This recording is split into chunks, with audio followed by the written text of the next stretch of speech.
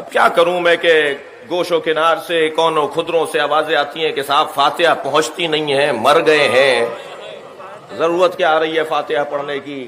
بعض ہمارے دوستوں کے ہم جب تعزیت کے لیے جاتے ہیں تو ہمارے کان میں پھونک دیا جاتا ہے جی ہاتھ اٹھا کے فاتحہ مت پڑھیے گا، ان کو اچھا نہیں لگتا ہے. یہ کہتے ہیں جی مر گئے ہیں، اب فاتحہ تو پہنچتی نہیں ہے، ضرورت ہی نہیں ہے.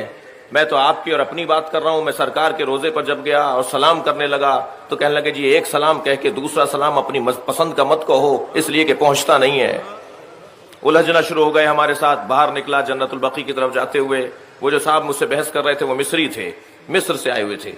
گفتگو کچھ آگے بڑھی. میں نے کہا جی صلوات نہیں پہنچتی، سلام نہیں پہنچتا. کہنے لگے نہیں مر گئے، کوئی صلوات سلام نہیں پہنچتی. میں نے کہا آپ کے والد زندہ ہے؟ کہنے لگے جی ہاں زندہ ہے. میں نے کہا آپ کے دادا زندہ ہے؟ کہنے لگے نہیں انتقال ہو گیا. میں نے کہا ان پہ اللہ کی لعنت ہو. ناراض ہو گئے مجھ سے، کہنے لگے آپ کو شرم نہیں آ رہی میرے مرے ہوئے دادا پہ لعنت بھیج رہے ہیں. میں نے کہا لعنت پہنچ گئی، صلوات نہیں پہنچتی.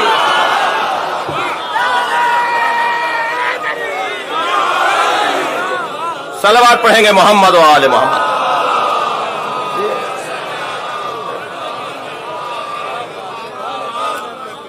بھائی انداز ہے سوچنے کا ہمارا بھی اور کسی اور کا بھی ہو سکتا ہے. ایک اور صلوات نبی کی ذات پر دیا کریں.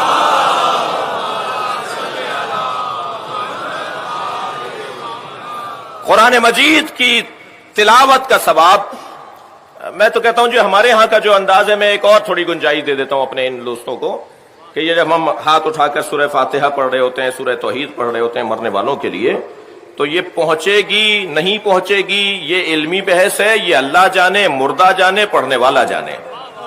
لیکن ہمارے ہاں کا انداز تعظیم ہے کسی مرنے والے کے لیے. اس پہ تو کم سے کم آ جاؤ. اتنی شدت تو نہ دکھاؤ کہ ہاتھوں کو اٹھنے نہیں دیتے. بھئی انداز ہے تعظیم کرنے کا. مرنے والے کی تعظیم کرنے کے لیے بیٹھے ہیں، اس کے قدردانی کے لیے جمع ہیں.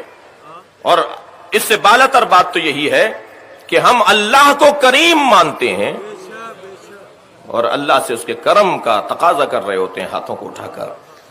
آپ لوگ کچھ تھکے تھکے سے خفا سے بیٹھے. بہت سارے لوگ بہت ساری باتوں کو نہیں مانتے عزیزان گرامی، لیکن اللہ منوا دیتا ہے. تھکے ہوئے تو نہیں آپ حضرات؟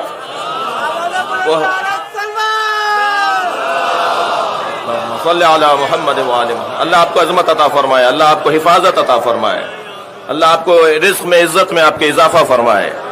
ایک ایک فرد جو ادھر بیٹھا ہے، جو آواز میری سن رہا ہے، اللہ اس کو اپنے حفظ و امان میں قرار دے. بہت سارے لوگ بہت ساری چیزوں کو مانتے نہیں ہیں مگر اللہ منوا دیتا ہے. آپ دیکھیے بہت سارے لوگ وسیلے کو مانتے نہیں ہیں مگر ہاتھ اٹھا کے دعا ضرور کر رہے ہوتے ہیں. یہ کیا ہے؟ وسیلہ نہیں ہے تو یہ کیا ہے؟ جب حضرت یوسف کو کنویں میں ڈال دیا نا ان کے بھائیوں نے، تو پکار رہے تھے یا اللہ میری مدد کر، یا اللہ میری مدد کر. جبریل نازل ہوئے. جبریل نے فرمایا ہے یوسف اگر تم بچنا چاہتے ہو تو ذرا اپنا ہاتھ پھیلاؤ اور اس پہ غور کرو. 5 انگلیاں ہیں، 14 بند ہیں.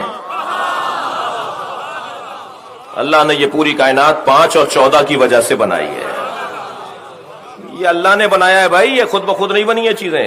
اس میں رموز ہیں، نشانیاں ہیں، علامتیں ہیں، کچھ استعارے ہیں، کچھ کنائے ہیں. ان پہ غور کرو. نہیں مان رہے؟ قبروں پہ جانا بدعت ہے بھائی. اللہ آپ سب کو نبی کا مزار دکھائے اور اللہ آپ سب کو جنت البقیع وہ اجڑی ہوئی قبریں بھی دکھائے.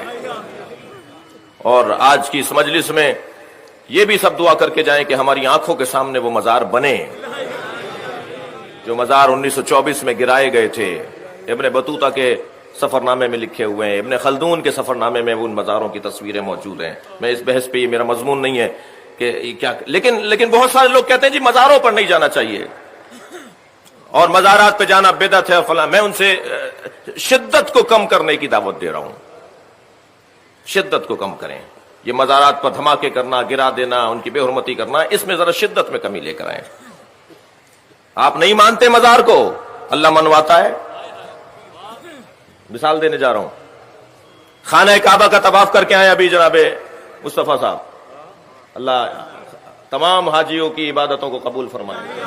جی خانہ کعبہ تو 4 گوشوں والا کی عمارت ہے نا، وہ جو جس نے سیاہ پوشی، جس نے سیاہ چادر اوڑی ہوئی ہے، وہ 4 گوشوں والا مربع ایک عمارت ہے نا جو خانہ کعبہ ہے، اس کے ساتھ جو ناٹی سی دیوار ہے، وہ چھوٹی سی دیوار ہے جسے حتیم کہتے ہیں، وہ تو خانہ کعبہ نہیں ہے، مگر اس کا طواف نہیں کرو گے تو طواف باطل ہو جائے گا۔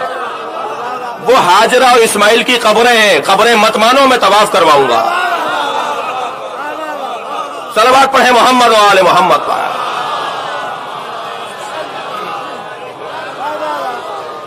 تبرکات کا انکار کرنے والے، نیاز نظر کی مخالفت کرنے والے، سبیلوں کے خلاف بات کرنے والے زمزم ضرور لے کر آتے ہیں۔